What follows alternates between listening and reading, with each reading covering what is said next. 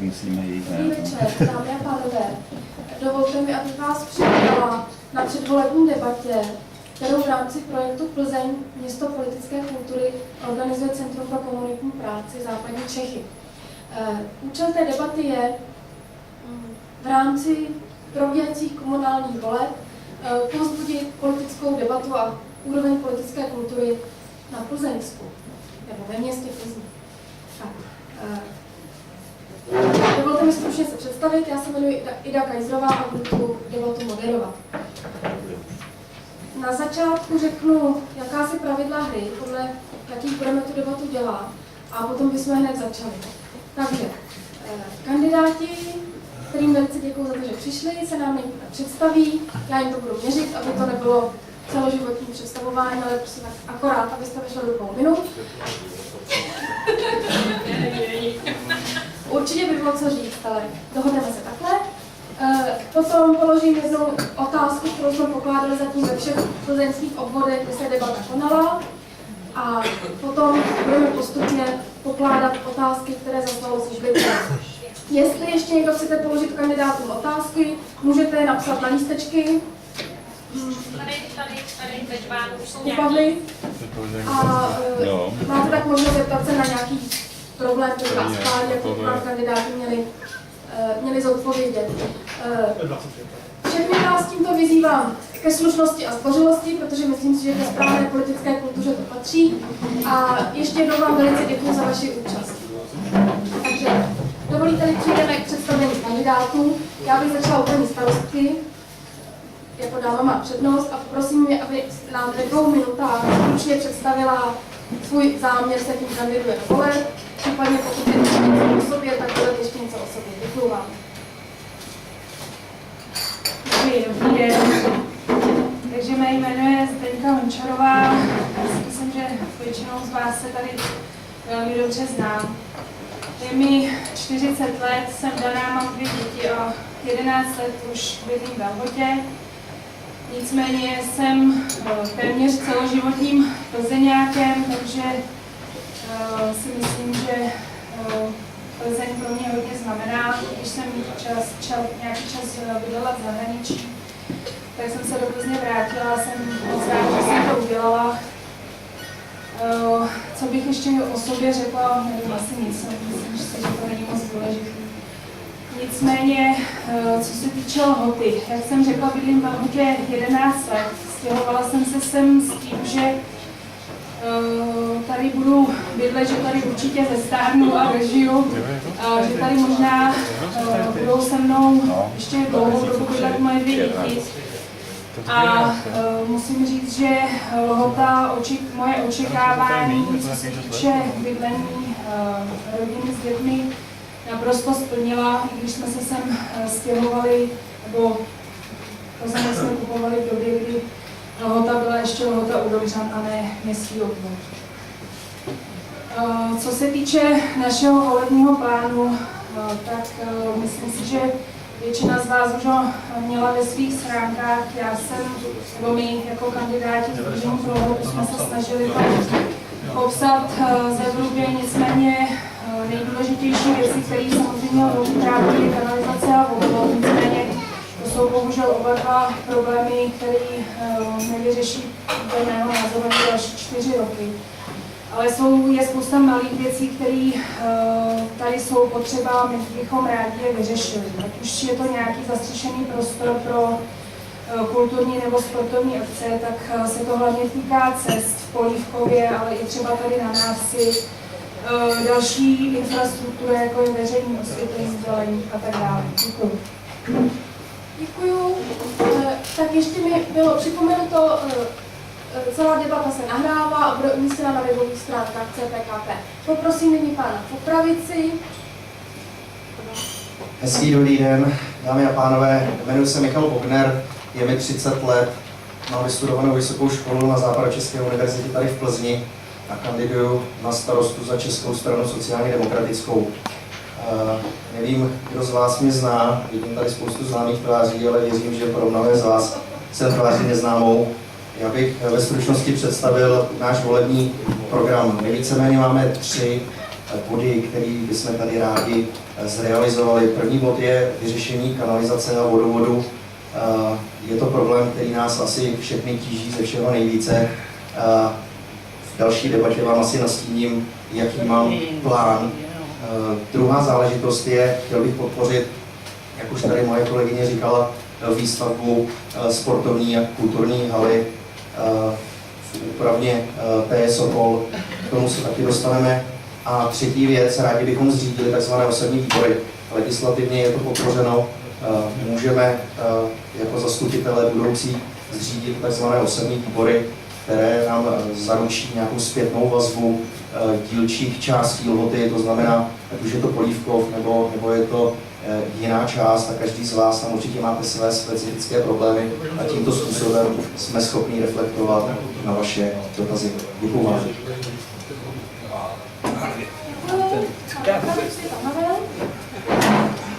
Tak krásné odpoledne, jmenuji se Jan Havel, mám již 42 let, jsem bohužel zatím ještě svobodný.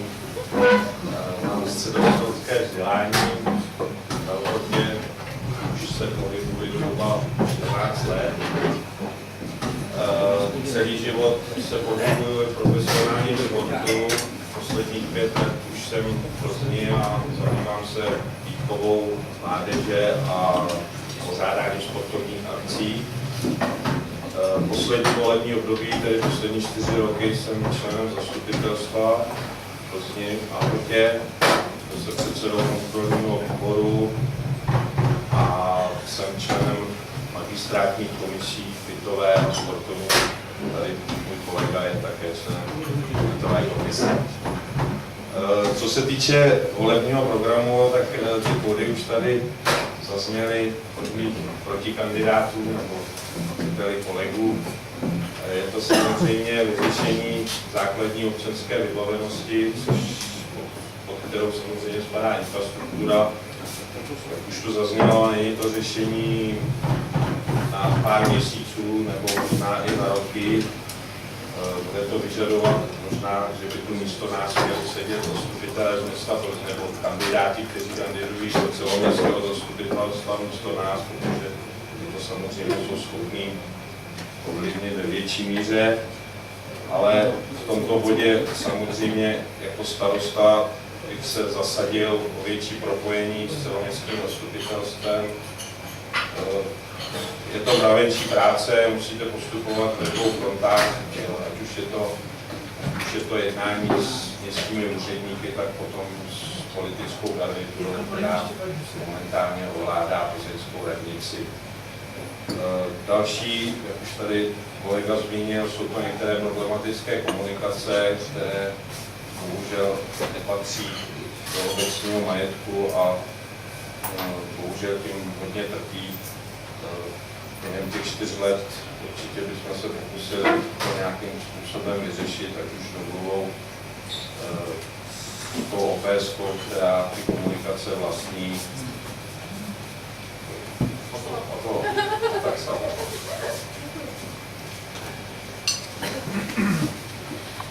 Vy jste všichni 3 takový vzorní a stoupli jste si.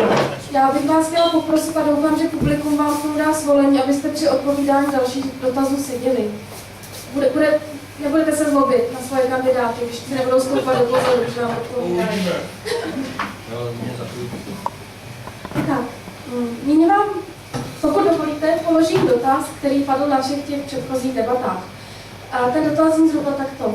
Co hodláte udělat pro zvýšení transparentnosti vašeho úřadu, až se do něj dostanete, stanete se starostou? Tak, začneme tady z toho. Tak prosím.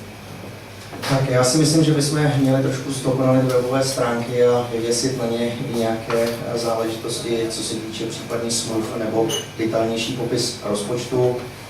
Dále si myslím, že vzhledem k tomu, že zastupitelstvo je veřejná záležitost, takže i vy všichni můžete na něj chodit. Chápu, že někteří z vás se na něj nemůžou dostavit třeba z časového hlediska, takže bych rád, aby se třeba zastupitelstva, pokud bude vůle, odehrávalo po pracovní době a další takovou high-tech spíš záležitostí, která funguje na městě, je streamování zastupitelstva a ukládání záznamů přes internet, což si myslím, že je velice záslužná záležitost, co se týče transparentnosti jednání.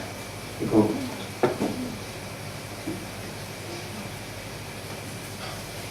Takže já bych tomuhle to vzala trošičku z druhé strany.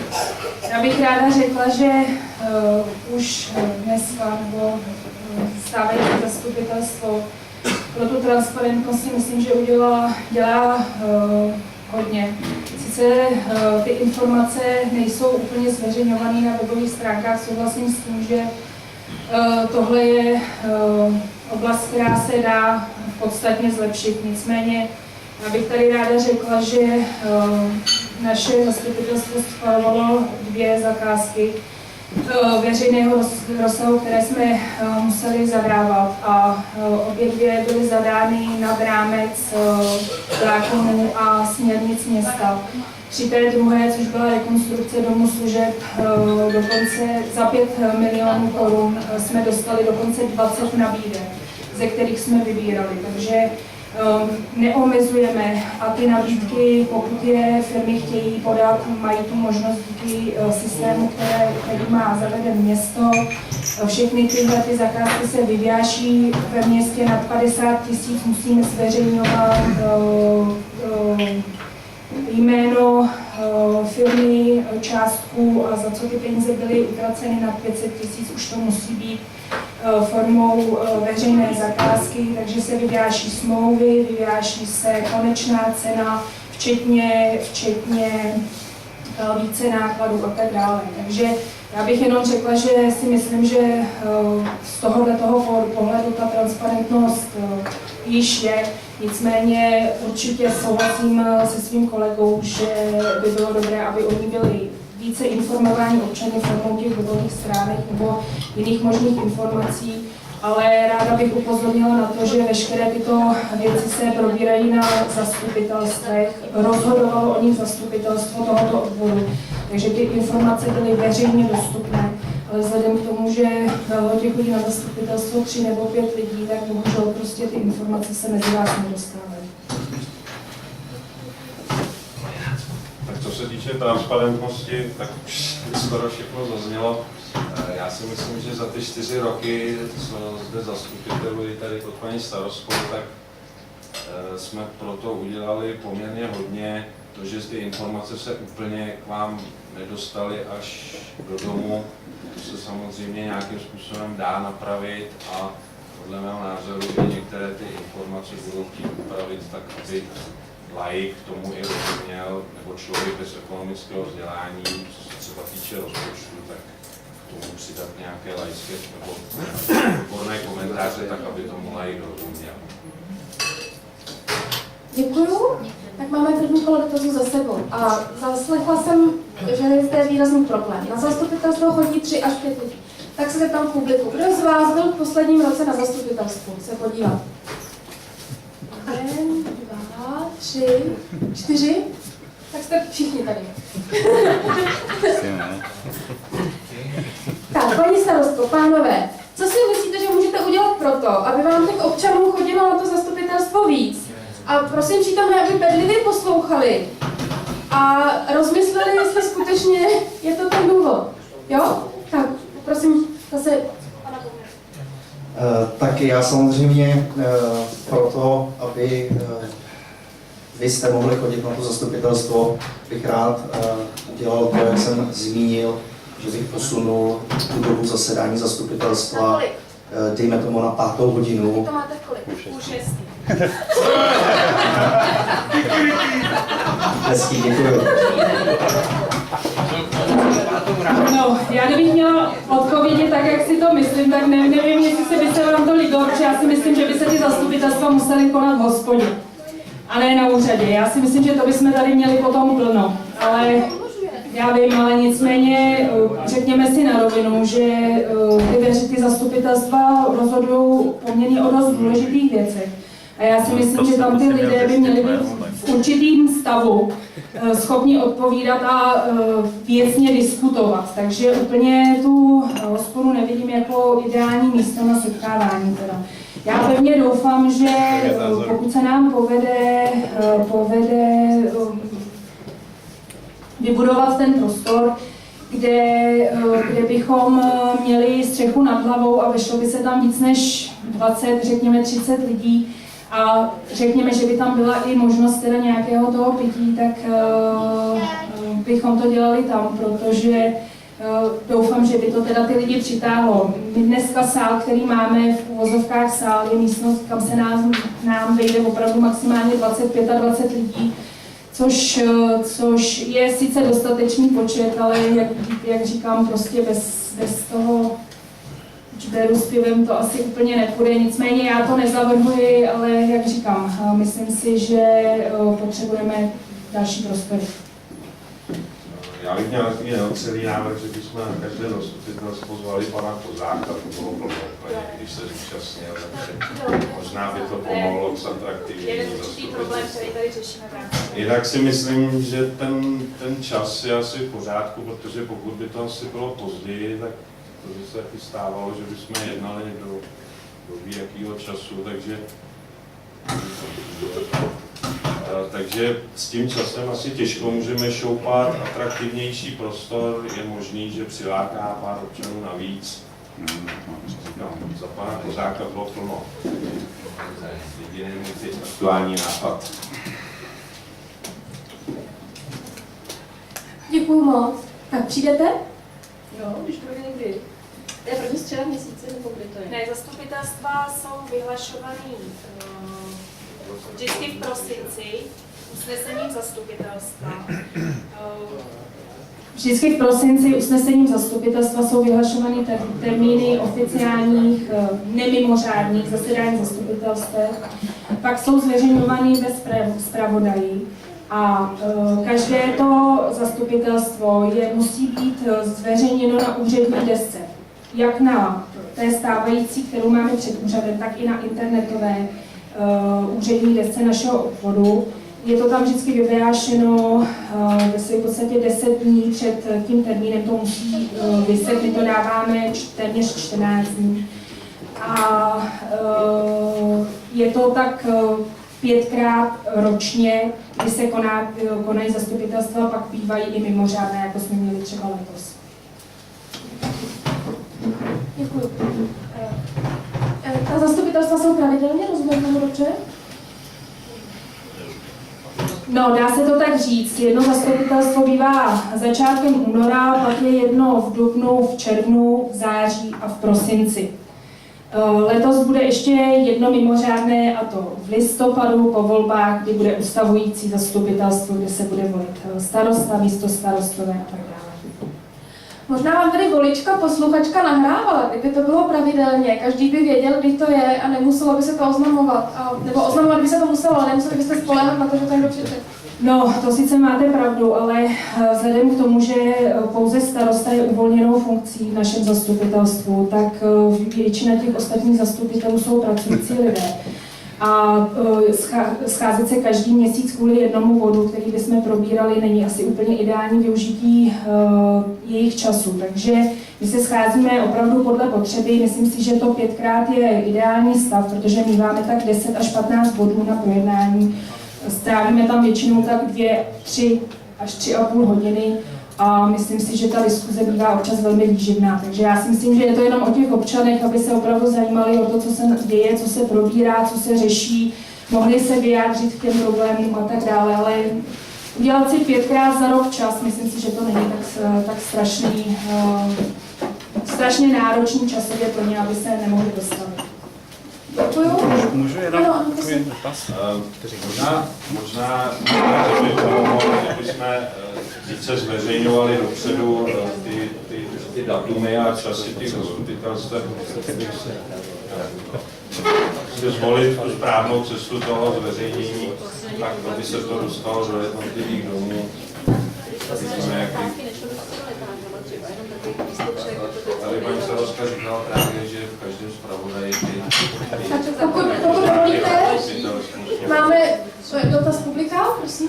No já bych se chtěl zeptat vás, jakoby, co to budujete. Když by přišli všichni lidi a bude tam 600 lidí, kam se vejdou, jako ty občany. A když to bude nějaký obvod, který je plzeňský, tak tam má 20 000 lidí, tam mají chodit? Proč argumentujete jako tím zastupitelstvem? Teď tam nemůžou všichni přijít, i kdyby chtěli. No, to je věc vaší místní demokracie, jak by takovouhle věc uspořádala. Já si myslím, že není v pořádku, jestli chodí 3 nebo 4 lidi. No dobře, tak to ale zastupitelstvo, to je opravdu málo, to je všechno, co tím dotazem sleduju. když se bude informovat prostřednictvím třeba webu nebo tom streamu, tak tam nemusí přijít 600 lidí. Každý se to pustí, kdo bude chtít. Já si myslím, že ten fyzický kontakt s tím zastupitelem se nedá ničím nahradit. Dobře, ale já se ptám, tak třeba 500 lidí se jako nějak uspořádá, nebo? Mně to připadá věcně od tématu, jo, ale mohu vám k tomu říct jedinou věc. V Jižní Americe se schází celé obce na diskuzích, prostě se zastupiteli používají k tomu stadion, když je to třeba. No tak máme návrh.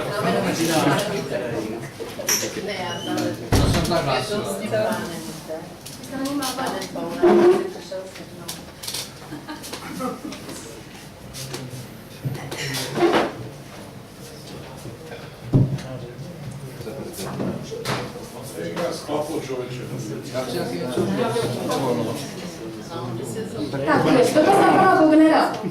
Jméno Polívka mají něco společného s developerem obytné zóny Polívko?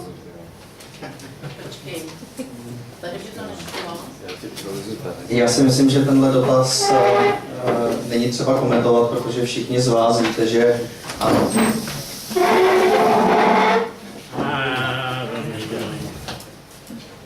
Takže tam developer a ten to dělal po sobě.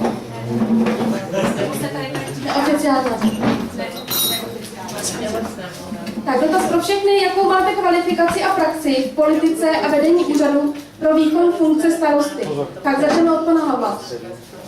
Kvalifikaci a praxi v politice a vedení úřadu. Tak samozřejmě 4 roky dělám zastupitele, takže ty věci, o kterých úřad starosty jedná a které má na starosti, tak už samozřejmě nějaký širší povědomí mám. Za druhé jsem členem regionálního výboru naší strany, kde se projednává celoměstská problematika a myslím si, že ty problémy, které řeší starosta na obvodě, jsou takhle obecného rázu, že jsem schopný se svojí inteligencí, selským rozumem zvládnout. No, já nevím, jestli mám na tuhle otázku odpovídat, protože vzhledem k tomu, že v zastupitelstvu sedím již 8. rokem, od roku 2008 jsem dělala rok místostarostku a od roku 2009 vykonávám funkci starosty, tak do té problematiky už jsem se za ty roky nějakým způsobem vpravila. Co se mě týče, já 4 roky působím na poli celoměstské úrovně. Jsem tady s kolegou v bytové komisi Rady města Plzně, působím v úzkém okruhu naší strany, co se týče celoměstské radnice, a jsem mimo jiné předsedou dozorčí rady vědecko-technického parku akciové společnosti, která jako jediná je v červených číslech a ne v červených číslech po celé republice. Takže v zastupitelstvu nesedím, nicméně si myslím, že politické a i věcné zkušenosti k tomu mám. Vypadá na pořád stejný rukopis. Tak otázka pro pana Bognera. Domníváte se, že znáte problematiku Lhoty dostatečně, když prý jste hlášen k trvalému pobytu v obci teprve týden? Hezký dotaz. Jsem hlášen asi tak měsíc, je tomu pravda. Působím ve Lhotě asi tak od svých 18 let. Mnozí z vás mi to jistě potvrdí. Projektoval jsem a stavil jsem tady mnoho domů. Velice úzce jsem tady spolupracoval na dění. Já neříkám, že jsem se podílel na nějakých věcech, co se týče radnice nebo místního obvodu na veřejných zájmech, ale pohybuje se zde aktivně poměrně hodně velkou dobu. Jiný rukopis. V Polívkově nepříznivé prostředí pro rodiny s dětmi. Prašné ulice bez stromů, bez chodníků. V Parnu se po silnici nedá vůbec jít. Není veřejná doprava. Tak patrně já se pokusím doplnit, aby to byl dotaz, co s tím hodláte dělat. Můžeme začít? No, Chcete to stručně shrnout? Relativně široký dotaz, asi úplně polítko. Prašné ulice bez stromů a bez chodníků, v Parnu se po silnici nedá vůbec jít, není veřejná doprava. Myslím, že jsme to tady všichni tři v tom programovém prohlášení, když jsme se představili, jak jsme to tady zmiňovali, Polívkov má ten problém, že ty cifrové komunikace nebo účelové komunikace bohužel patří OPSK, což jsou neprospěšné společnosti, jestli to říkám správně. A bohužel obvod ani město do nich zatím nemůže investovat. Muselo by se to dít bohužel nějakým způsobem sponzorským darem, což také není úplně ideální cesta a ty cesty, aby tam mohly být chodníky nebo stromy, na to jsou příliš úzké, takže v nejbližší době asi jediný, s čím zatím hneme, je ta kvalita těch účelových komunikací, tak aby se na nich neprášilo a nebyly tam tak obrovské výmoly, které připomínají na podrobí. Takže to je váš plán a jak byste to provedli, vaše strana? Samozřejmě nejdřív se musíme domluvit s majiteli těch OPSek, nebo respektive jak všichni s člověkem, který má do nich co mluvit, jakým způsobem to vyřešíme a teprve do toho můžeme nalít nějaký peníze. Takže první krok bude vyřešit, na jakém základu ty účelové komunikace budou postaveny. Momentálním právním postavení bohužel se s nimi dá pramálo dělat.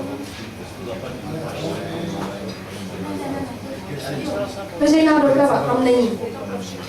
Ano, je to pro všechny. Veřejná doprava jsem byl z toho, že tady poměrně slušně funguje. Že tu máme autobus, který nás spojuje z Plzní, který jezdí na hory a to znamená o mínění. Já myslím, že se to týkalo toho Polívkova, že tam není veřejná doprava.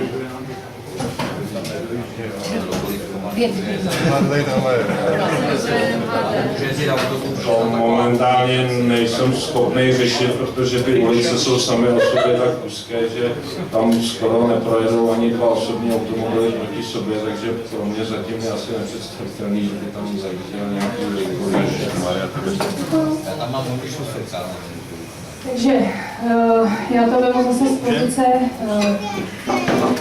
řekněme, stávající. Všichni víme, tady je spousta lidí z Polívkova, všichni víme, jakým způsobem došlo k prodeji těch pozemků v té lokalitě.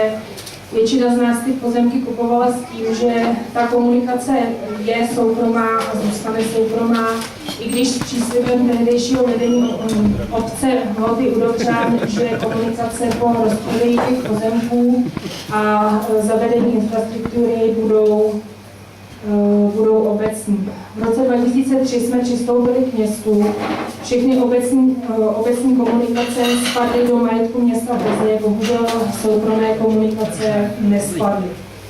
Takže dnešní stav je takový, že město Plzeň odmítá ty komunikace v takovém stavu převzít a já jsem zhruba v únoru dělala na úřadě schůzku s majiteli těch pozemků v Polívkově, kde jsem je informovala o tom stavu, jaký je.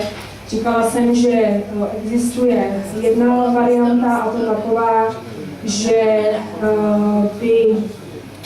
bychom my asi pravděpodobně na vlastní náklady ty komunikace uvedli do takového stavu, jaký si město představuje, a pak by ho město převzalo. To je varianta, která samozřejmě pro ty obyvatele je neschůdná, protože je finančně poměrně hodně náročná. Aspoň i v té základní variantě, ty varianty jsou dvě, ta základní vychází na 20 milionů korun, řeší to veřejné osvětlení, odvodnění těch komunikací, do budování vodovodu, přeložky sítí stávajících a upravení toho povrchu. Je to věc, která je z pohledu těch lidí samozřejmě určitě, kterou nechtějí takhle řešit, protože proč by to měli dělat, když veškeré komunikace ve městě spravuje město nebo správa veřejného statku, oni do toho ty peníze vkládají a proč by oni to měli takhle řešit. Já to chápu, naprosto s váma souhlasím, tenhle ten postoj s městem řeším celých těch 5 let. Nicméně město komunikuje ve stylu, když jste si koupili pozemky v polích a lesích, tak si ty problémy teď řešte sami. Samozřejmě, že teď může být úplně jiné vedení města, může tam docházet úplně k jiným diskuzím. To je na novém starostovi ve Lhotě a samozřejmě i na novém vedení města Plzně.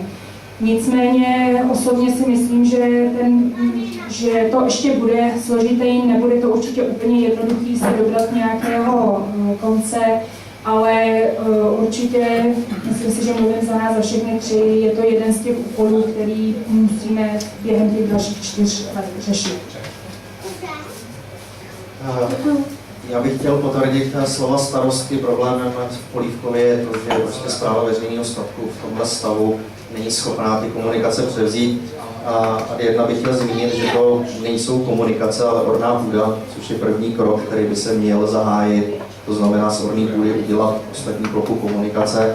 Já jsem jednal se zástupci OPS, oni jsou ochotní samozřejmě za korunu prodat obci ty pozemky, ale problém, jak říkala paní starostka, je na městě, že následující vedení, který bude mít samozřejmě spojitost s velkou radnicí, musí prolobovat na správě veřejného statku, aby převzali do své správy. Minimálně bychom měli začít tím, že by se ty pozemky měly převést na komunikaci a co nejmenším převést do majetku obce, což si myslím, že technicky lze. Děkuju. Tak mám tady další dotaz pro všechny. Jak bude fungovat životní prostředí? Jak je možné, že mám septik ze studny a úřady to nezajímá a vaše odpovědi, patrně úřadu, jsou domluvte se jako sousedi. Řešíme to už 6 let. Je to otázka na všechny, prostě patrně jak řešit jinak než po sousedsku takovouhle vážnou problematiku.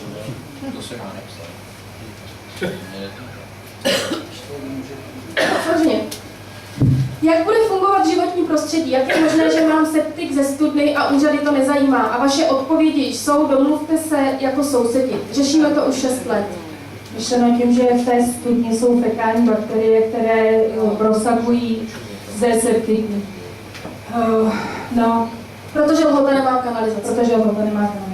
Tak, můj názor na věc. Já osobně si myslím, že v první řadě nejdůležitější věcí, která se velmi musí vyřešit, je vodovod.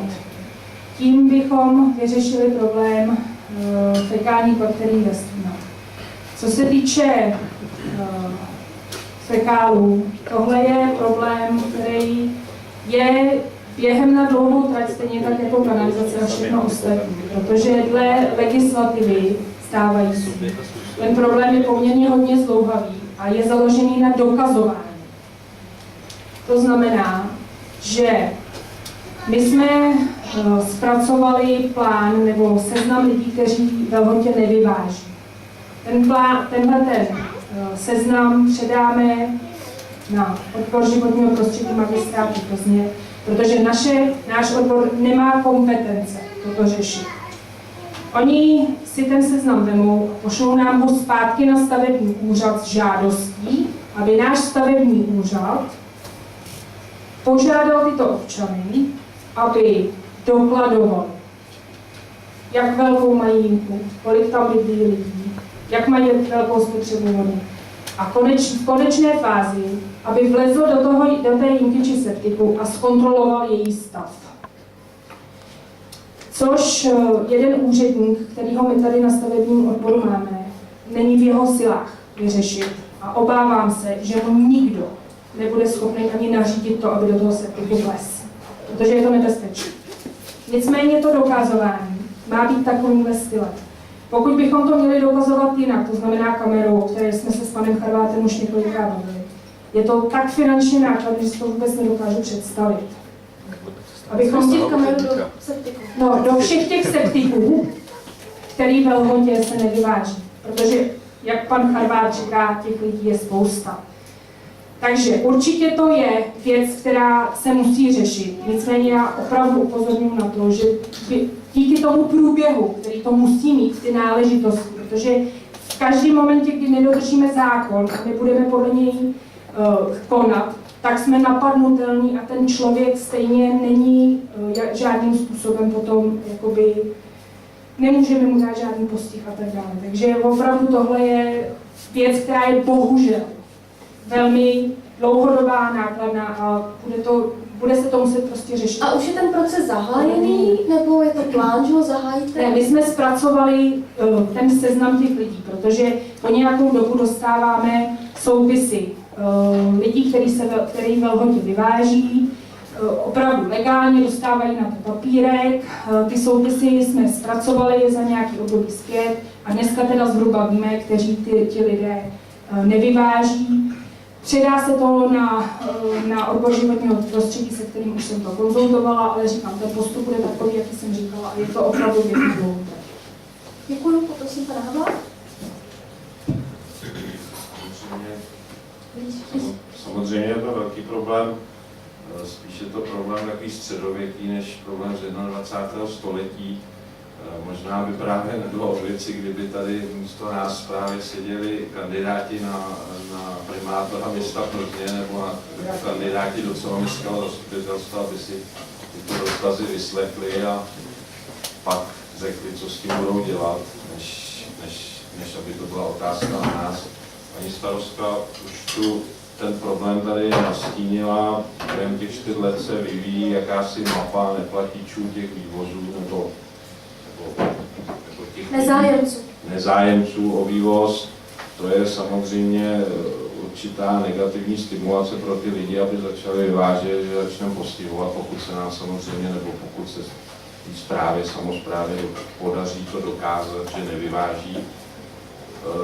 Můj názor je na to, že bychom měli hodně apelovat na nějakou občanskou soudržnost.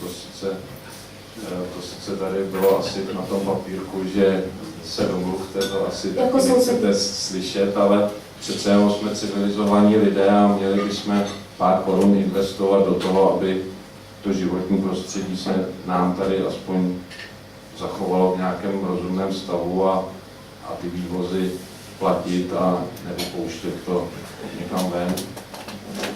Je to na technická. Já ještě k tomu autobusu, protože jsem si vzpomněla, že na to jsem neodpověděla, ale to až po vás. Až po panu Bogner. Děkuju. Tak já musím souhlasit s mými kolegy, že to je opravdu velice veliký problém. Já jsem projektant a řeším tyhle záležitosti na vstupu. Vím, že po kolaboraci je věc druhá, kdy se řeší trati, a tak dále.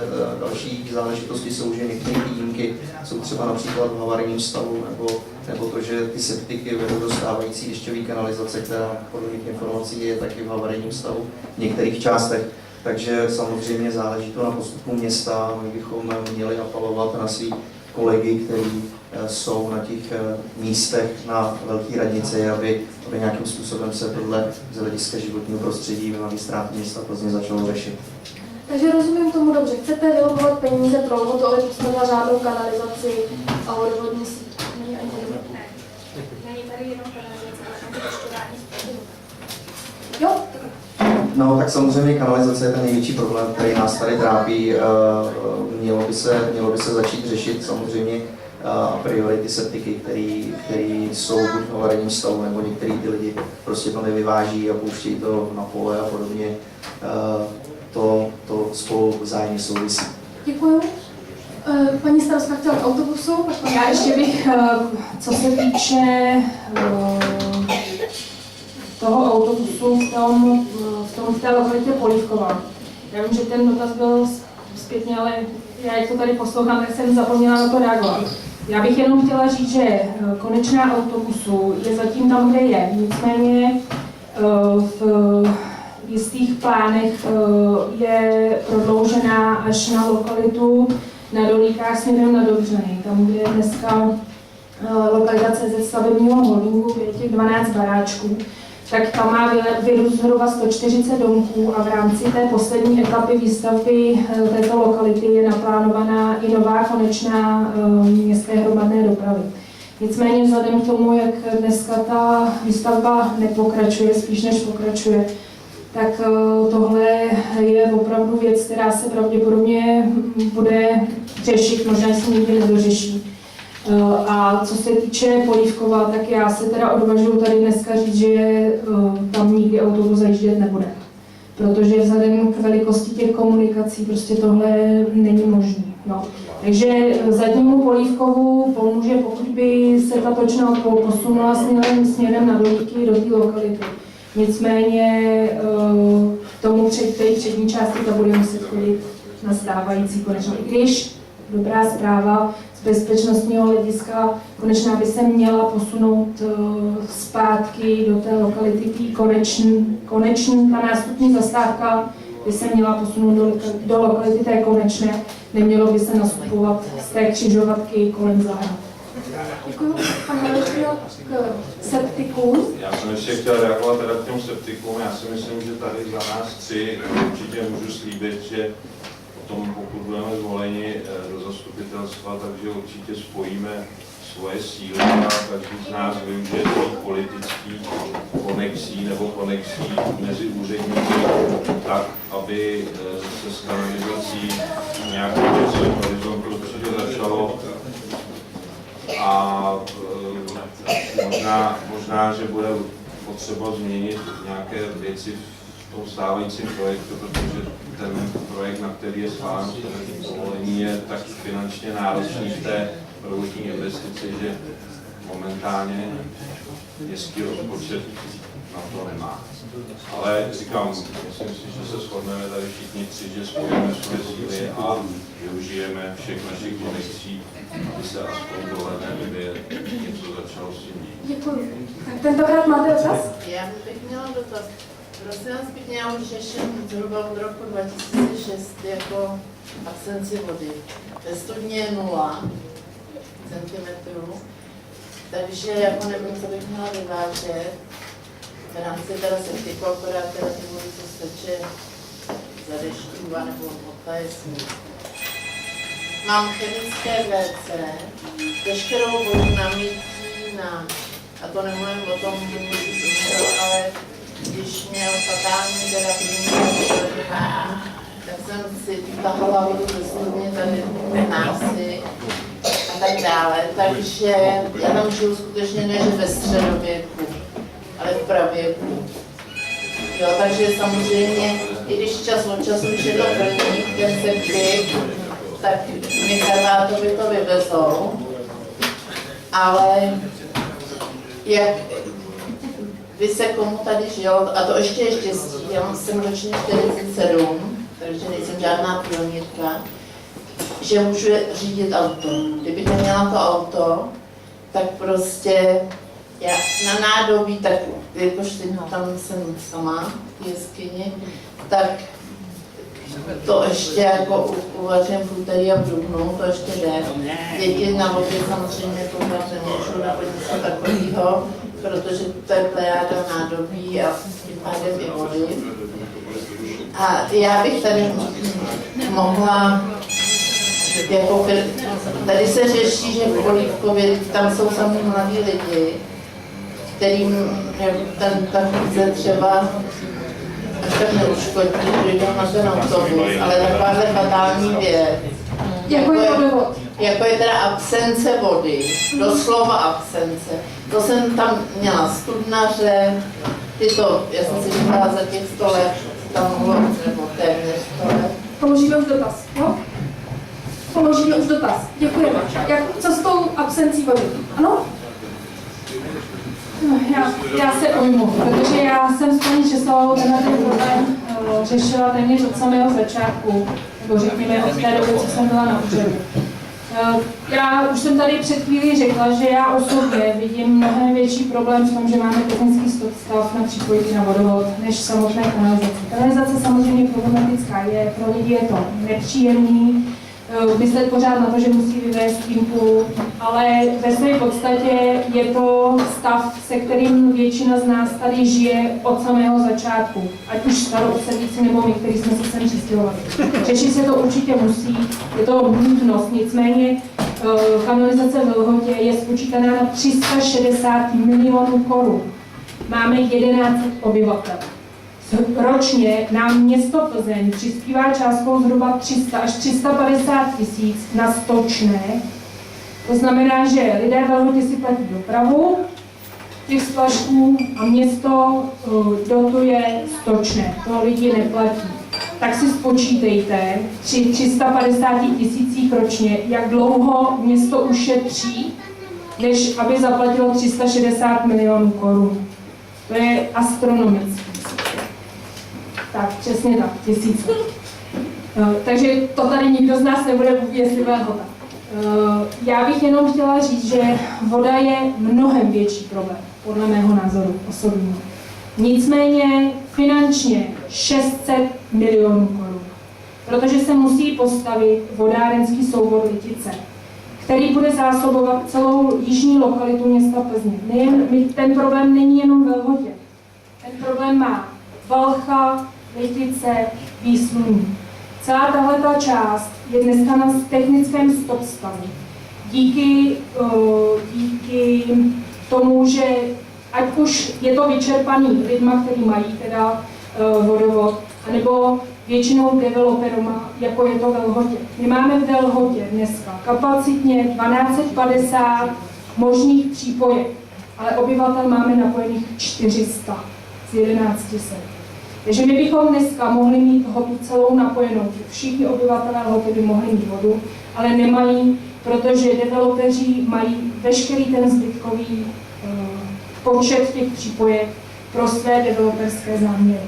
To je obrovský průšvih, ale bohužel díky dnešním zákonům to je neřešitelné, protože dneska kdo dřív přijde, ten dřív mele. Takže kdo si dřív o tu přípojku zažádal, ten ji prostě má. A to, že my jako Lhota jsme od roku 2000, nebo řekněme i 2003, byli velmi díky přístupu k městu atraktivní lokalitou s levnými pozemky a ty developeři sem tím pádem teda měli tu cestu poměrně jednoduchou a otevřenou a levnou.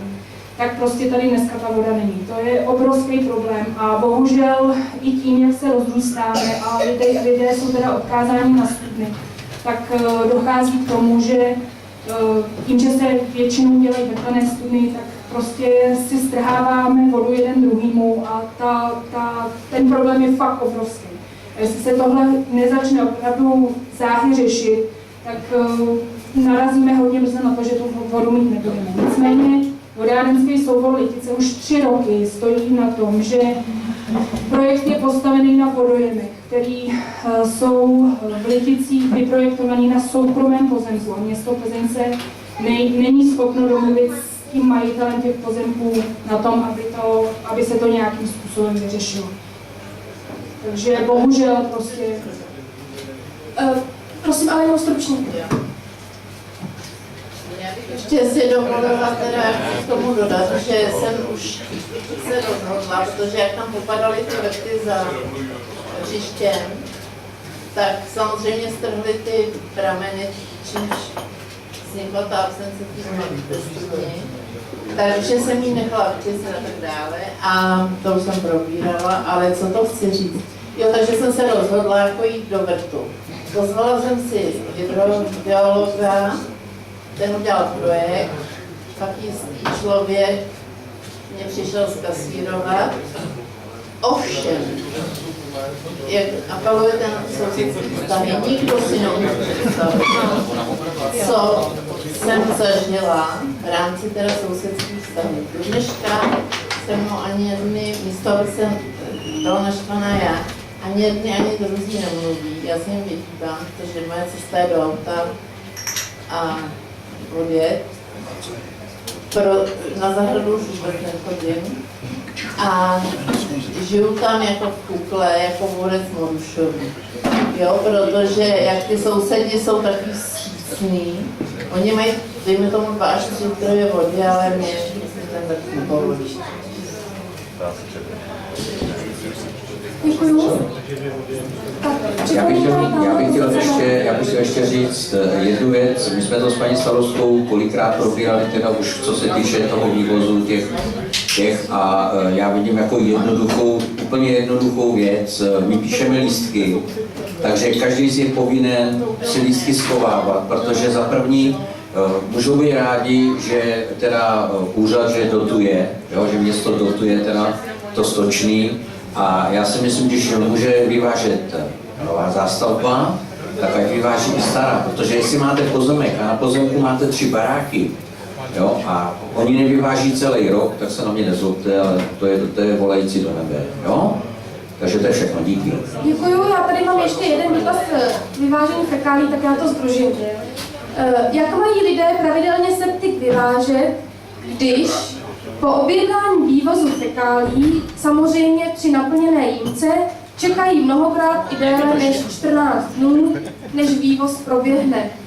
Kolik stojí vývoz fekálí na 1 metr krychlový a kolik jsou dotace na tuto službu? Dotace to už bylo zodpovězeno, nedotujete vyvážení fekálí, ale stočné. Jo, to je forma podpory. Takže kolik stojí vývoz fekálí na 1 metr krychlový, to je otázka. A co s tím, že lidé často čekají mnohokrát i déle než 14 dnů, než vývoz proběhne? Nezlobte se, já vám ještě do toho vstoupím, já to držím pevně. Jelikož se toho týká mě hlavně, protože... Ne, já jsem to nepsal, já jsem to chtěl vyvážit. Já bych těm lidem chtěl říct jednu jedinou věc. Za minulý měsíc jsem vyvezl 170 fekálů, prosím vás. Nejezdí 3 měsíce, nejezdí konkurence Lidický. Takže buďte rádi, že vůbec jezdím, jo? Protože já jezdím soboty, neděle a tady to všichni dobře ví. Jo? Takže ten, kdo to napsal, tak se stydí, jo? Protože on na mě čumí z okna, já mu to tam vytahuji sobotu, neděli, jo? Děkuji.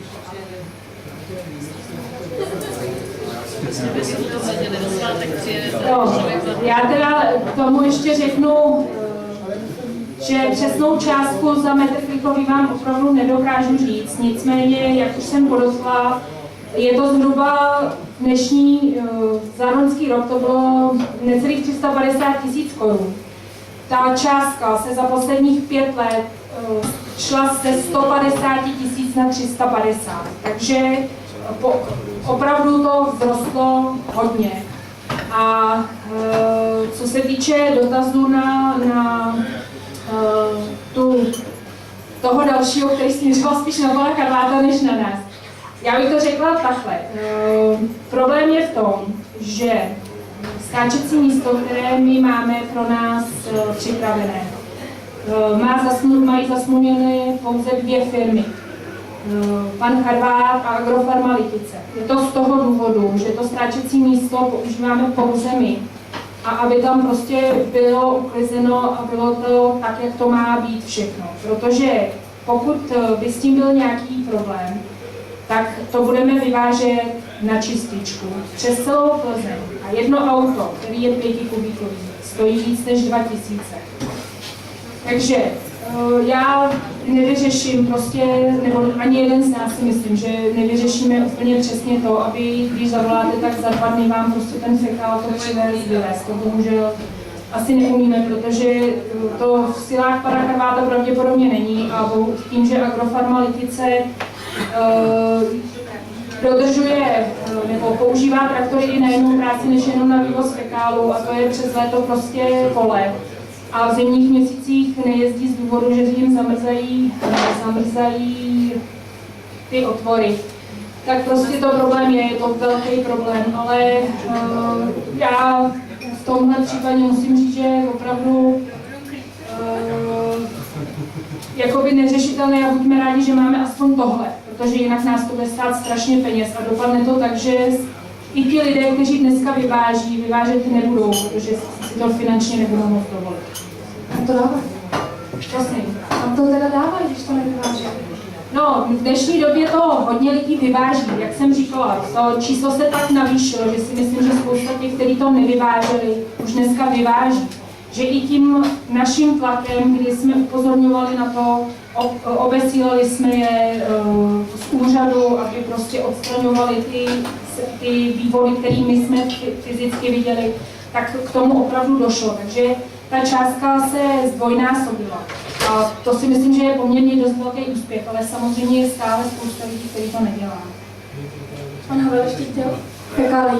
Já osobně vidím určitý řešení změní tohoto napětí v tom, že by obvod mohl určitou tou podporou přispět panu Charvátovi na rozvoj jeho firmy, ať už by najmul druhého řidiče nebo mohl rozvinout svoji techniku na to, ale samozřejmě pak se zase budeme potýkat s problémem, že někteří lidé nám budou vytýkat, že soukromé osoby,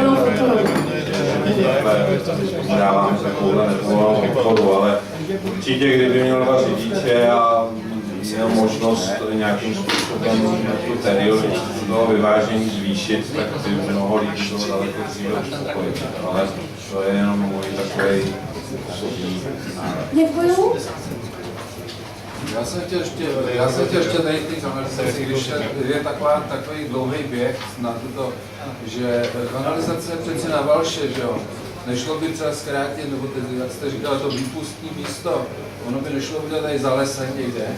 Ne, když to nejde třeba udělat celý vodovod, tak tam by nešlo, kanalizace by tam dělala asi 3 roky a tlačí se kanál až někam dál, až do čističky. Tak.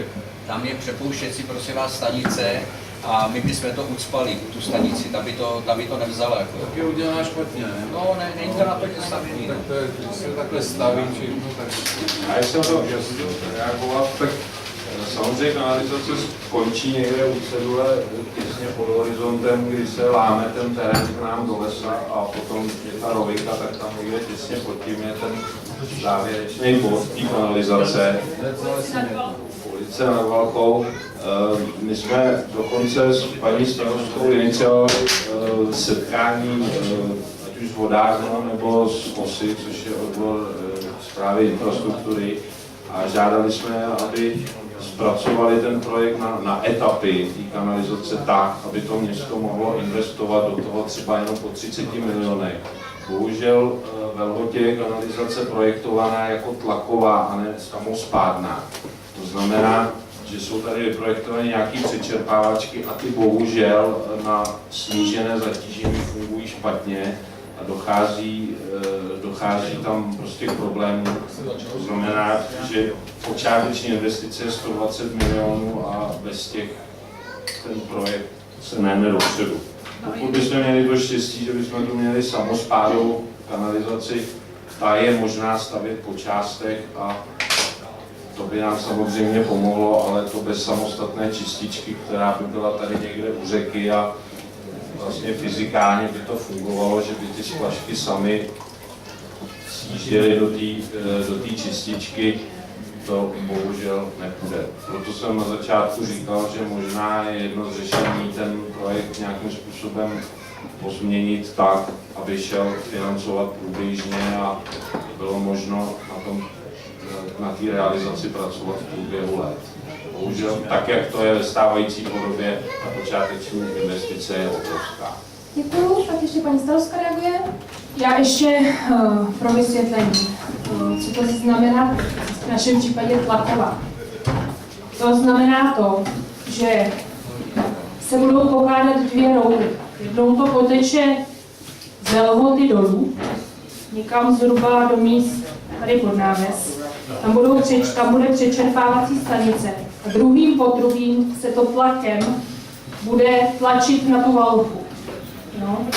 Proto je nutné kopat nebo pokládat 2 ty roury.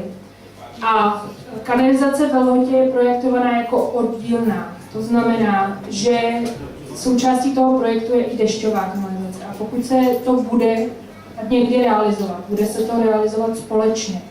Protože to už jsou potom 3 roury. Obrovskou zátěží na tomhle projektu je úprava těch komunikací, protože různí ti majitelé těch komunikací, mezi nimiž je třeba i Plzeňský kraj a tak dále, mají v podmínkách, že pokud se ten projekt bude realizovat, musí se ty povrchy udělat kompletně nové. To znamená, že se bude pokládat úplně nový povrchy na třeba hlavní silnice a tak dále. Tohle všechno. A další věc je výkopek.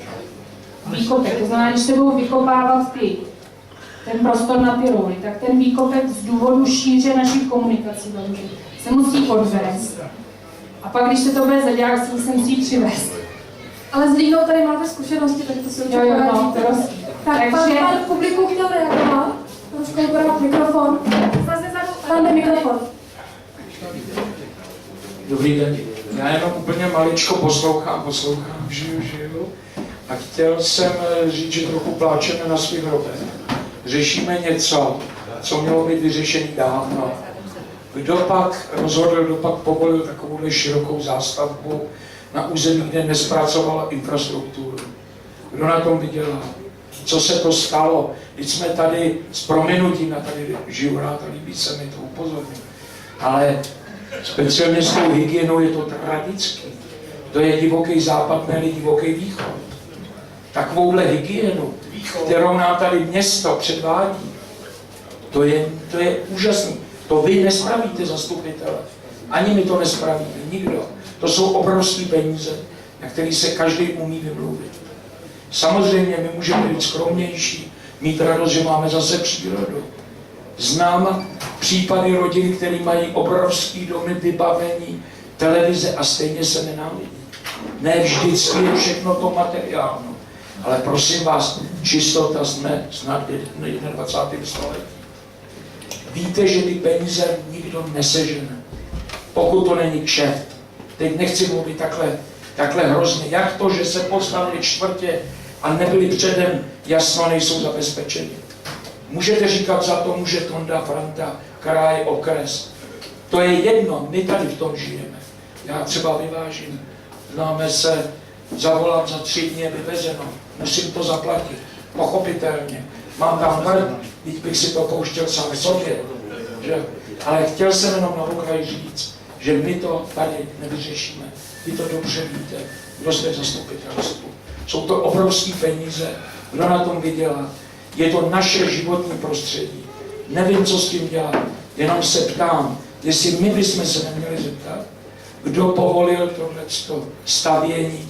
Teď se vědělo, že každá rodina nějaký odpadky, nějaký vodní stoční, co pak jsme nikdy nebydleli v domech.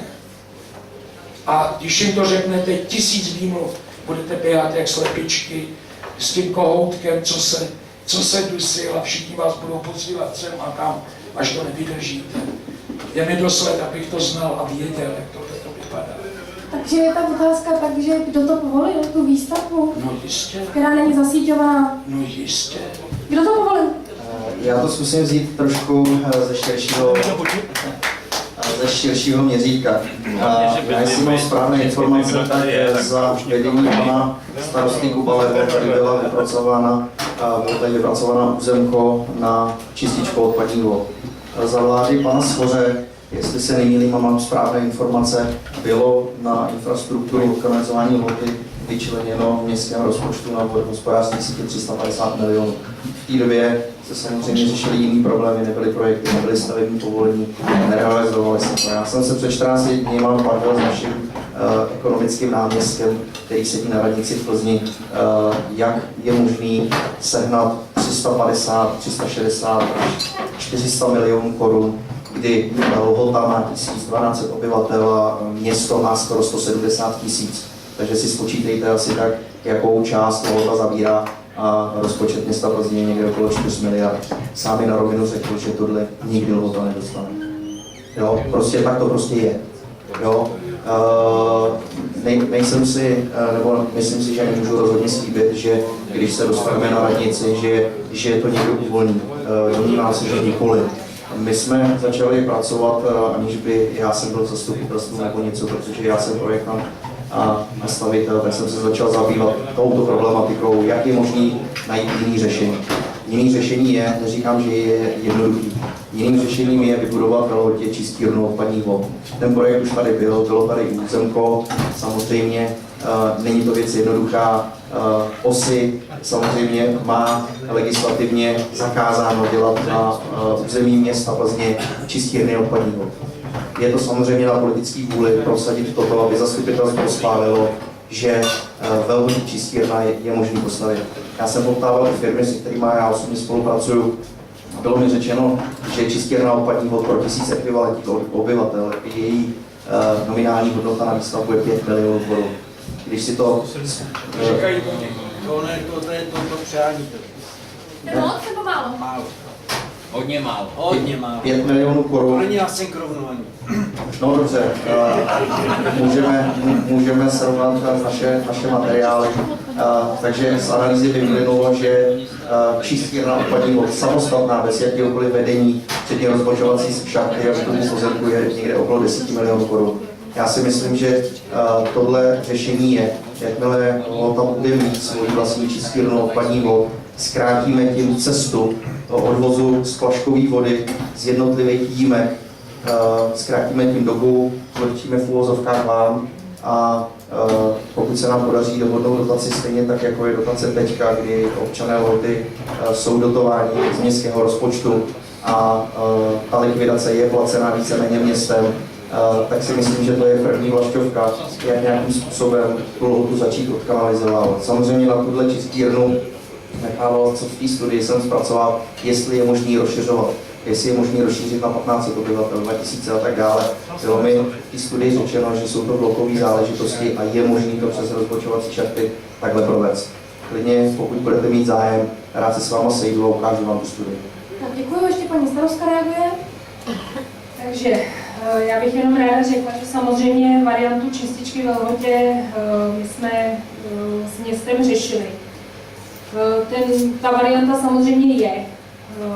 Určitě je to jedna z možností. Nicméně na rovinu si řekněme, že kanalizace není ale jenom o té čističce. Takže je nutný dělat ty rozvody do těch ulic. To ve své podstatě se bude týkat ale úplně to samé. Znamená, v některých ulicích bude muset to být dvojmo, protože to samospádem nedoteče a tak dále. Město Plzeň tvrdí, že ta varianta vyjde finančně téměř stejně jako ta kanalizace. Což je zase 360 milionů korun, plus minus. Já hrozně nerada tu částku říkám, nicméně takhle je to spočítané. Ta částka je astronomická. A jde vždycky o to, vybudovat nějakou část, která bude vůbec provozu schopná. No. Takže to není o částce 5 až 10 milionů za čističku, ale musí se na tu čistírnu napojit část Lhoty tak, aby vůbec to bylo efektivní. A to nebude jenom o těch řádově desítkách milionů, ale půjdeme znova do těch stovek. Takže já vám hrozně fandím. Myslím si, že pokud by se vám tohle povedlo jakoby prolomovat, bylo by to super. Nicméně samotný ten projekt by stál dalších spoustu peněz. A už jenom tohle na tom městě protlačit a vyřešit tak, aby to město bylo ochotné to udělat, když už dneska má stavební povolení na kanalizaci ve Lhotě, bude opravdu velký oříšek.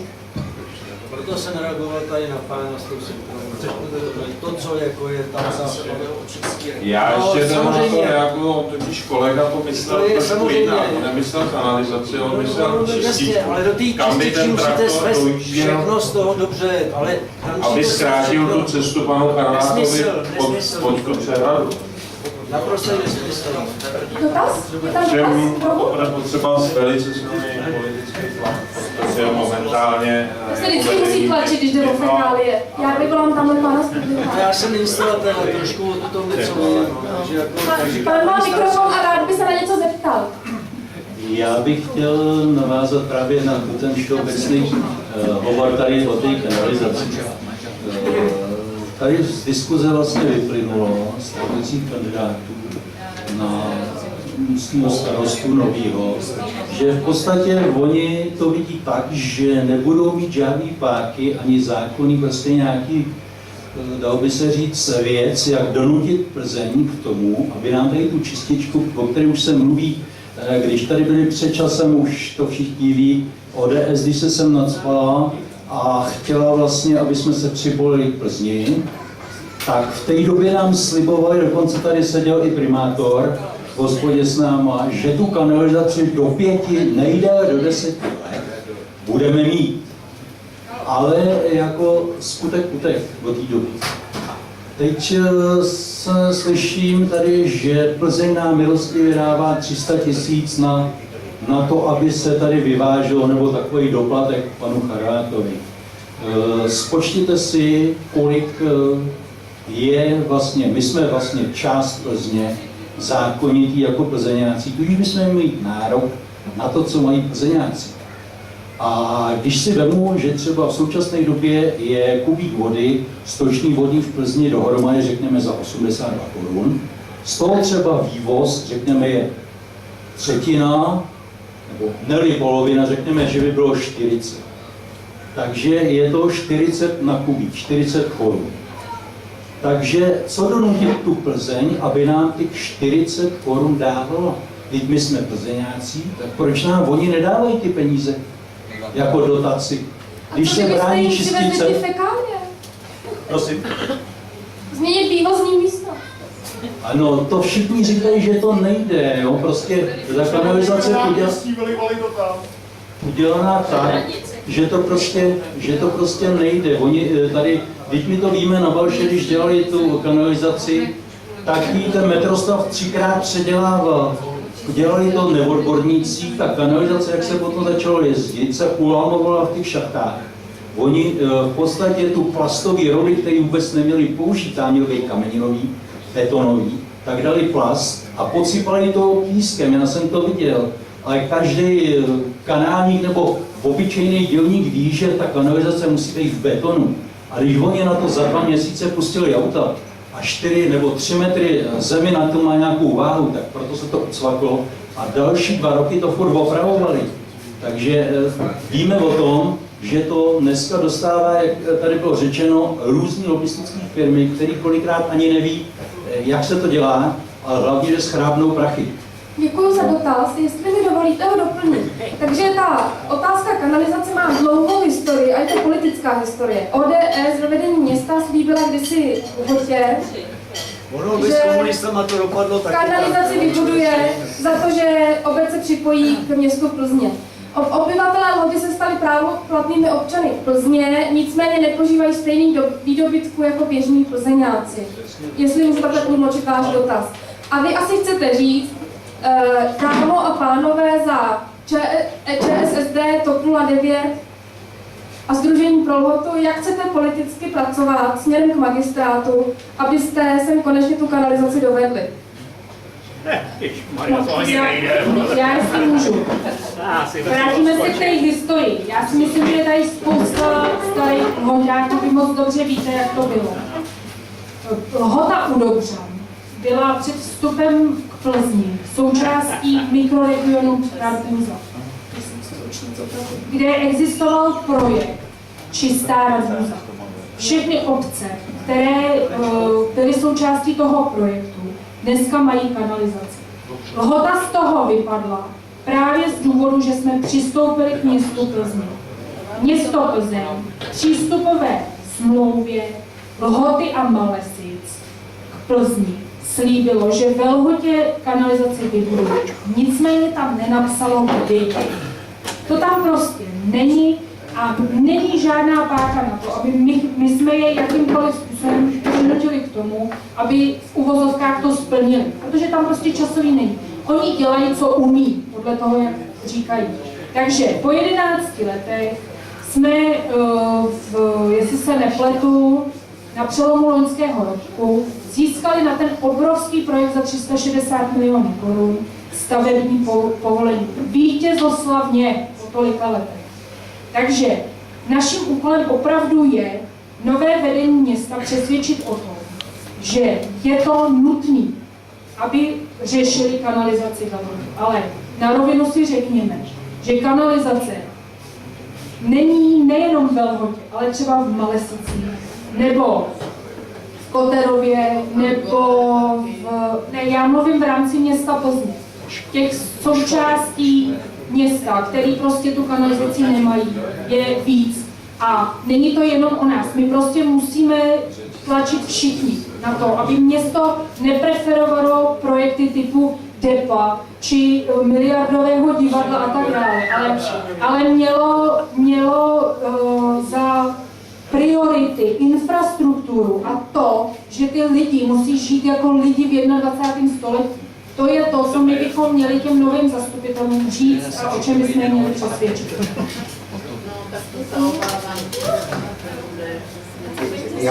Já musím říct, že to je velice ušlechtilý, to, co jsem teďka slyšel, nicméně já si opravdu myslím, že nejsme schopni přesvědčit stávající vedení, nebo respektive následující vedení města Plzně, aby uvolnili prostě na 170 obyvatel takovýhle peníze. Já jsem přesvědčen o tom, že i v případě vítězů voleb tohle se nám nikomu z nás nepodaří prolobovat. Takže proto já jsem navrhoval tohle řešení, tak jak říkal pán, že Sajkorovna hezký, nicméně touto první etapou my jsme schopni zlevnit dopravu, dejme tomu na 50%. Jsme, protože vzhledem k tomu, že město dotuje, já to budu rychle nevědět, vzhledem k tomu, že město dotuje Stočný, tak my jsme schopni, když to budeme vozit na třetinovou vzdálenost, zlevnit minimálně v první etapě vývoz výjimky. To je první. Za druhý, pokud se čistírna odpadních vod udělá na vhodném místě, tak jsme schopni, dejme tomu jednu třetinu při dobrý vůli dělat spádově. Dá se to rozdělit na etapy. Já souhlasím s paní Hončarovou, že je problém reliefní lhoty, kde jsou 3 přečerpávací stanice ve stávajícím projektu. Ale na druhou stranu, ať se na mě nikdo nezlobí, ale pokud dělám projekt za 360 mega, na který vím, že nikdy nedostanu peníze, proč ho dělám? Ten projekt stál kolik? 2 miliony korun? Nevím, chápu, já si osobně myslím, že bychom neměli řešit to, jak přesvědčit naše politické kolegy. Já si myslím, že bychom měli řešit to, jak to technicky vyřešit. Děkuju. Pan Chrvát ještě má něco k fekálii. Prosím stručně. To bude hodně stručně. Já bych chtěl říct, že pan Bogner žije v úplně jiném světě, protože my jsme odstoupili právě z kandidátky z toho důvodu, že to řídí město a že ten starosta svým způsobem tady je jenom taková figurka. Samozřejmě udělá pár věcí, ale nemůže udělat to, co chce. Proto vlastně naše sdružení odstoupilo. A věřím tomu, že bude tady zase starosta moudrý teda, protože který nebude slibovat a bude vědět, může proto něco udělat, ale nemůže slibovat, prosím vás. Tolik slibů jsme tady slyšeli od vlády až teda po vás, po starosty, takže já si myslím, že v dané situaci všichni víme, jak to je, že Plzeň je zadlužená, že bude platit peníze a tak dále, že teda bude začínat platit bankám, jo, co si půjčila, takže já si myslím, nebuďme naivní a neplňme lidem hlavu tím, že tady uděláme, že to uděláme. Nebude to, prosím vás, jo. Děkuju, tak chvilku debatu odlehčím, ne, ukončuju fekálie, opravdu musíme k něčemu jinému. Debatu odlehčím a pak se posuneme k dalším těžkým tématům, který to doplnějí. Podpoříte nadále fungování mužky, včelky a tak dále pro všechny. Tak prosím pana Havla, aby začal.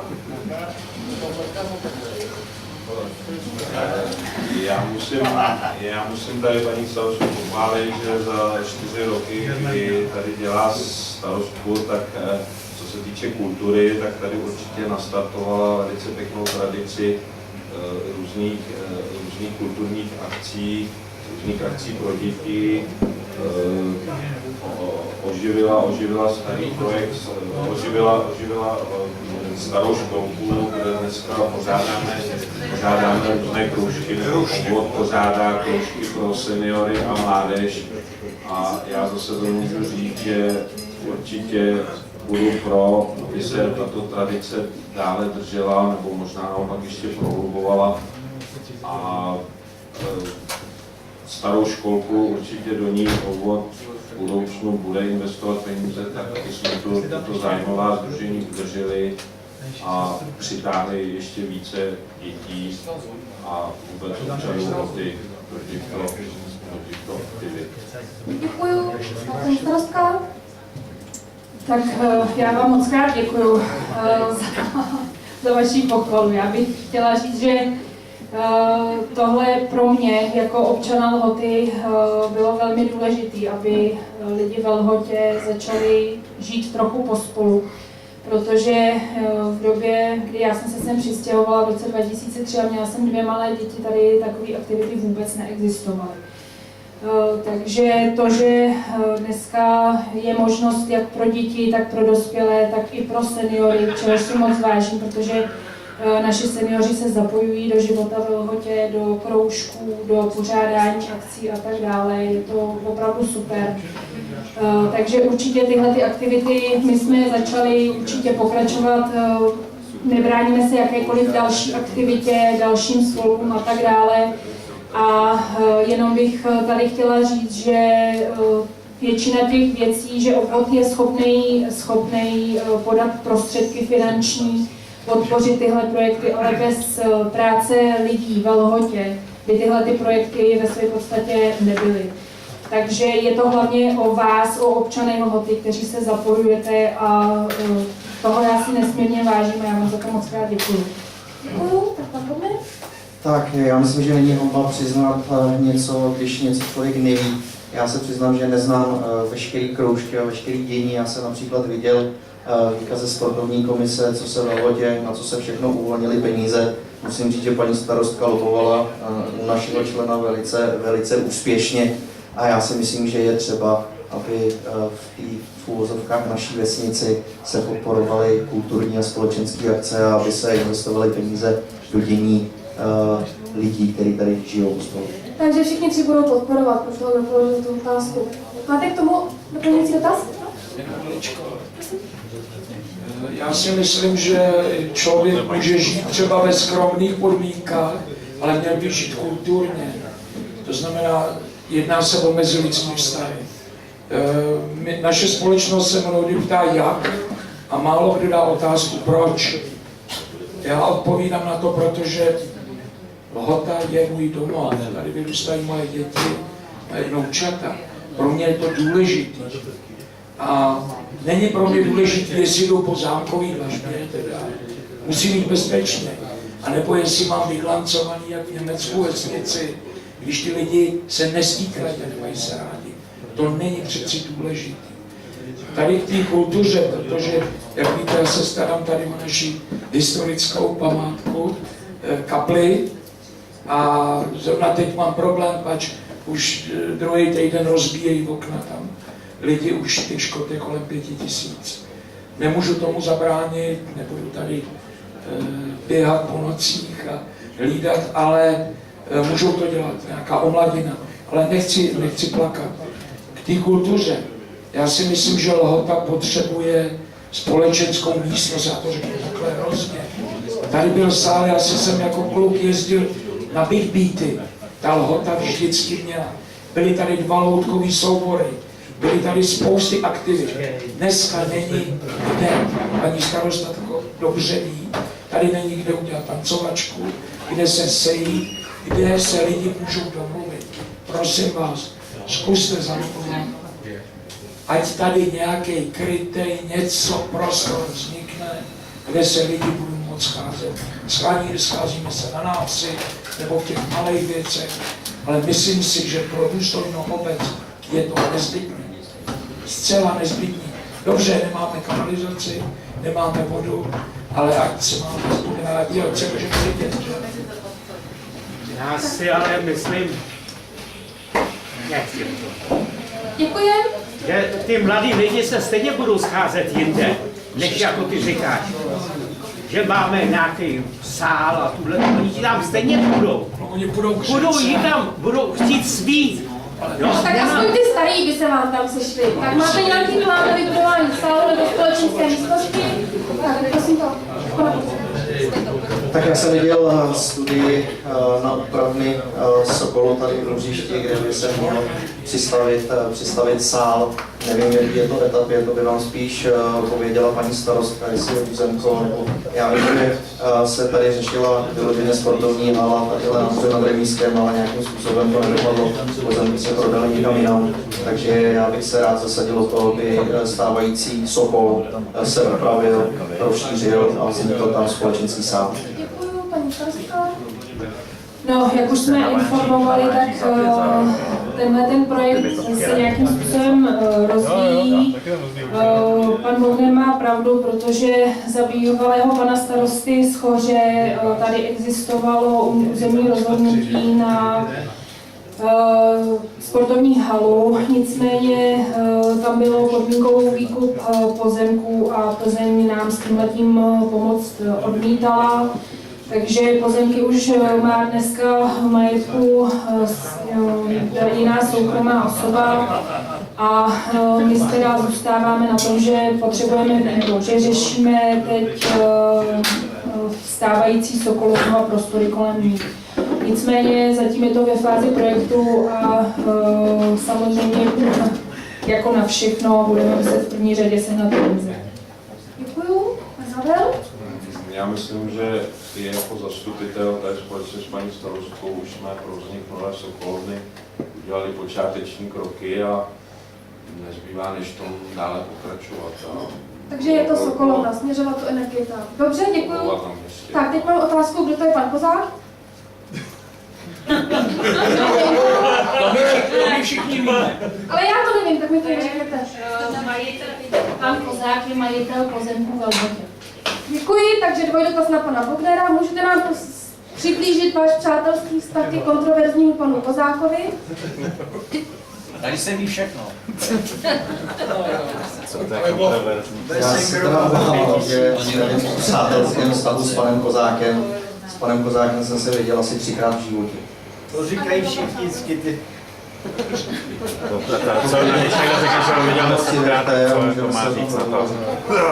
Děkuju a znovu dotaz na pana Bognera. Jakou soutěž hraje fotbalový tým Boty? Jak jsem zmínil, já myslím, že není hamba něco nevědět. Přiznám si, že nevím. Děkuju.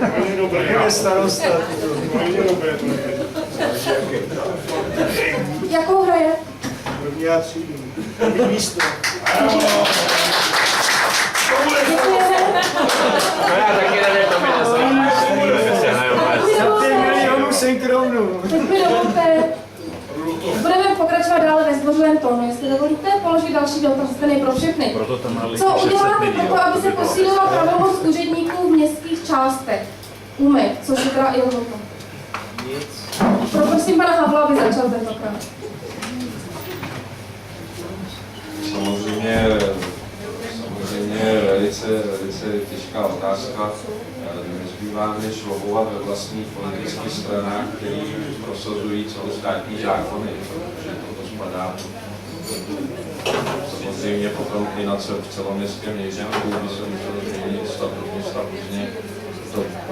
To pro nás jako jednotlivce je velice složitý. Spíš se jedná o práci v těch politických stranách, které potom utváří statut města Plzně, potažmo, aby se to dotýkalo státní správy, taky na úrovni celostátních zákonů. Děkuju. Paní starostka, co udělá? Tak já to zase začnu trošičku z jiného konce. My jsme městský obvod, který nemá svoji vlastní právní subjektivitu. To znamená, že my spadáme právně pod město Plzeň. Musíme se řídit její zákony tohoto státu statutem města Plzeň. To jsou dva základní, nebo zákonem o obcích, zákon 128 z roku 2000 a statutem města Plzně. To jsou pro nás dva základní dokumenty, podle kterých my se musíme chovat. My tím, že nemáme právní subjektivitu, nejsme schopni ve své podstatě o ničem sami rozhodovat. Ovšem rozhoduje zastupitelstvo města Plzně. To znamená, že my jako orgán obvodu máme pouze doporučující funkci. Takhle to bylo nastaveno od samého začátku a je velmi těžký s tím cokoliv udělat. Protože já osobně si myslím, že nikdy nedojde k tomu, že my bychom byli přesměrováni na svoje vlastní iča, byli svými vlastní právní subjekty. Naopak, město dneska má tendenci ty obvody zrušit, minimálně ty malý. To znamená, to by se týkalo i Lhoty. A pro nás spíš bude úkolem to, udržet si tu svoji subjektivitu, aspoň v tomhle, že budeme obvod. Budeme mít tady ty zastupitele, ty úředníky a budeme schopni pro ty lidi tady něco dělat. Já prostě velmi nerada bych se dočkala toho, že to bude vypadat třeba jako na Valoše, kde prostě se ve své podstatě ty lidi nejsou schopni dovolat téměř ničeho. Ano, mají dneska kanalizaci, ale podívejte se, jak tam vypadá zemní údržba, v jakém stavu jsou tam kontejnery a že veškerý takový to maličký, co my tady máme a oni tam nemají. My to bereme jako naprostou samozřejmost a pro ně je to obrovský problém. Takže já si myslím, že ano, tlačit na ty představitele města v tom smyslu, aby nám dali víc pravomocí, o kterých si můžeme sami rozhodovat. Musel by se na to změnit statut města. Určitě to je v možnostech, ale myslím si, že by to byl velmi tvrdý boj, protože dneska je ta tendence spíš opačná, co mají obory zrušit. Já musím souhlasit s paní starostkou, já bych akorát doplnil, že námět, co se týče zákona, může dávat akorát kraj, v žádném případě ne město, takže s touto záležitostí my opravdu nic neuděláme, my akorát můžeme apelovat na naše v úvozovkách politické představitele ve vedení města, aby tento stav zůstal minimálně udržen. Tak a vyústíme do dalšího dotazu, který byl položen ve 2 modifikacích a v podstatě říká toto. Nebylo by pro Lhotu přínosnější, kdyby se odtrhla od Plzně a osamostatnila se? Já poprosím všechny 3 diskutující, aby se pokusili strukturovat tu odpověď a říct prostě pro a proti takového kroku. Jo, jestli tak můžu pořádat. Tak prosím, pana Bognara, jestli můžu začít. Já si osobně myslím, že daná problematika má svý pro a proti. Já zmíním, proč se neoddělit. Já si osobně myslím, že pokud budeme úspěšní a budeme mít na velké radnici naše zástupce, jsme schopni nějakým způsobem část peněz dostat my sem do našeho obvodu. Další věc je, že my v případě, že v roce 2003, 1.1., je to tak, jsme vstoupili do města Plzně, tak vám všem, kteří tady sedíte a máte tady domy a pozemky a všechno, tak vám vzrostla cena nemovitostí o 30% minimálně. V tehdejší době, no dobře, tak pokud budu brát odhadní cenu.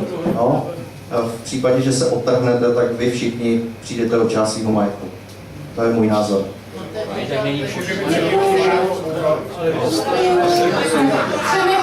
Přenecháme prostor pro paní starostku. Odpověděla. Já jako vždycky budu odpovídat trošičku víc. Já mám pohledy 2. První jako starostka. Já na to dneska nahlížím úplně z jiného pohledu, jakoby právě z toho profesního v uvozovkách, když to takhle řeknu. Protože ta odpověď vůbec není jednoduchá. Jako občan bych si myslela, že ano, protože právě tím, jak město s náma zachází, tak bych prostě řekla, že určitě by bylo lepší, aby jsme šli pryč. Protože starosta sice bude mít 1000krát víc práce, bude v tom zalezlej od rána do večera, nevyleze z toho starosta. Ale budeme si moct o té obci rozhodovat sami, za všech okolností. Ale jako starostka tohle úplně nezdílím, teda. Protože my jako malá obec můžeme narazit právě s tím, jak jsme nevybaveni, na spoustu problémů, který díky tomu rozpočtu nebudeme vůbec umět vyřešit. A je možné, že by nás to vedlo k tomu, že se budeme zadlužovat a nebude z toho žádný východisko. Pokud bychom dneska byli ve stavu, že bychom tu infrastrukturu tady měli, tak pak s Bohem a pojďme si dělat, co sami chceme. Ale vzhledem k tomu, že jsme v takovém stavu, jako dneska jsme, to znamená, že máme absolutní absenci dešťový splaškové kanalizaci. Voda je ve své podstatě v takovém stavu, jak my nenapojíme se a možnost napojení je taky viděna poměrně daleká. Já to nevidím úplně jako ideální stav momentálně. Děkujeme. Já už jsem tohleto téma si uvnitř vlastní strany nechal trošku zpracovat. Snažili jsme se dopočítat v případě, pokud bychom se oddělili, kolik bychom dostali na daních a kolik by se zvýšil náš rozpočet. Není to tak jednoduchý spočítat a víceméně to ani nikdo není schopný přesně spočítat, ale myslím si, že pokud bychom se oddělili, zase na druhou stranu bychom měli daleko větší šanci tyhle problémy řešit nějakou alternativní cestou. Nebyli bychom tak závislí na statutu města Plzně a vedení obce by mělo daleko širší možnosti, jak některé problémy vyřešit a nemuselo se ohlížet na ten proplatý statut města Plzně a standardy města Plzně, které nám lepšen zbrání upravit komunikace nebo dělat nějaká alternativní řešení pro vyřešení splaškové kanalizace a tak dále. To znamená, že pokud bychom se oddělili, ty nároky na vedení obce byly daleko větší, to vedení by mohlo spoustu věcí daleko více pokazit nebo naopak provést daleko více prospěšných věcí. Takhle v tomto případě, pokud budeme neustále pod městem, tak samozřejmě místní samospráva je na řešení jenom takových věcí, jako je údržba komunikací, kulturní akce a podobné věci. A v těch velkých věcech bohužel není schopno podniknout ráznější kroky. Proto jsem i navrhoval, že by bylo celkem zajímavé, kdyby si se místo nás občas se ty kandidáti do celoměstského zastupitelstva mohli z té tu vyvolat. Děkuju. Tak, to byl poslední dotaz, který nám přišel napsaný na papírce. Chci se tímto zeptat, je-li ještě v publiku někdo, kdo by se rád kandidátů na něco zeptal, nebo někoho z nich na něco zeptal, případně okomentoval to, co uslyšel? Já mimo ty fekálie bych se chtěl zeptat, jak to bude s tím lovem. Já mám barák úplně roztrhaný na všechny straně. Řešilo se to před lety. Je v tom nějaký posun nebo nějaký pravidla? No, lom je problém, dá se říct, obrovský, protože naši občani, ač není na našem katastru, tak naši občani k němu mají blíž než letický občany. A já když slyším pana starostu z Letic, že hrá, jak si lidé stěžují, tak vždycky říkám, tak se přijďte podívat do Lhoty, jak vypadají domy Lhoťáků. Když my to máme jenom vlastně přes most. A oni za to dostávají přes 1 000 000 korun ročně do rozpočtu, my nedostáváme nic. Takže je to problém. Nicméně on má povolenou těžbu a až do vytěžení může fungovat. Teď tam bylo znova obnoveno střílení. To jste si určitě všichni všimli, nebo zaslechli spíš a cítili. Takže s tímhle bohužel prostě nejde nic dělat. Oni to mají povolený, mají to někdy ze 73. roku, jestli se nepletu, pane Mužíkovi, byste to možná věděli. Ale je to opravdu x desítek let starý povolení a oni až do té doby, než to vytěží ten prostor, který mají povolený, prostě těžit můžou. Je tam byl problém s azbestem, pravděpodobně to už bylo vyřešeno, protože tam byla nějaká žíla, kde se ten azbest vyskytl, ale ono to bývá ve všech lomech kolem Plzně, jak jsem zjistila. A je to vždycky problém jenom nějaký části, ne celého toho lomu jako takového. Takže bohužel s tímhletím nic neuděláme. Můžeme zajišťovat tam měření, která tady několikrát proběhla, ale ta měření vždycky byla naprosto v pořádku. No ne, tam jde o to, že je nám ničený majetek, někdo vydělává peníze, že? Tak přeci já nemůžu doplácet na to, že někdo vydělává.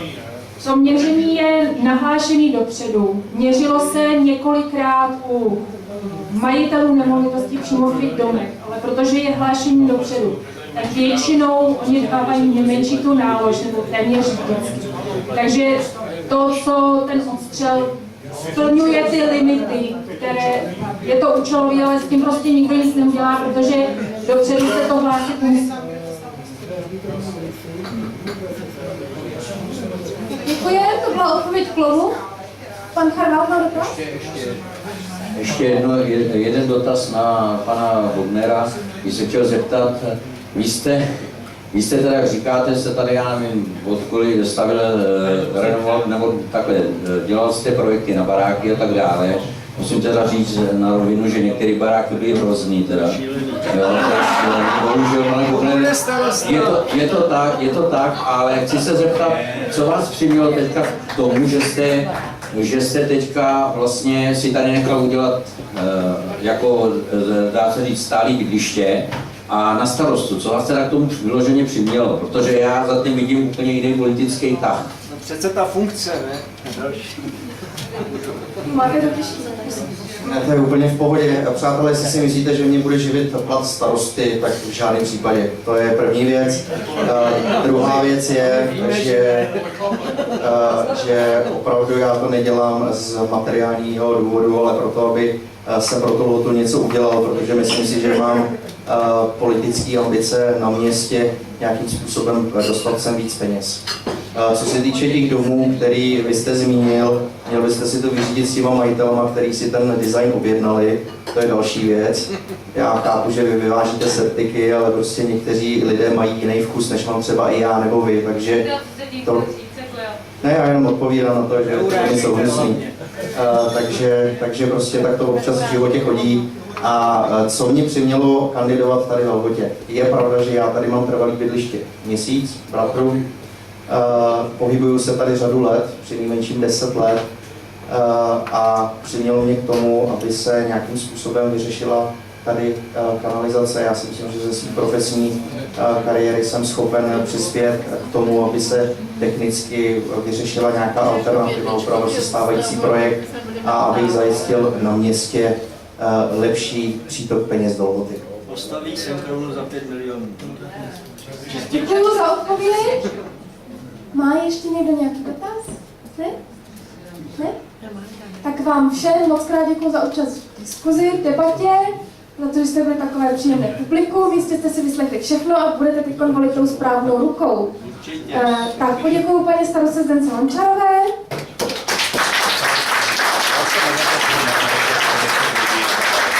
Panu Janu Havlovi a panu Michalu Bognerovi. Moc krát vám děkujeme.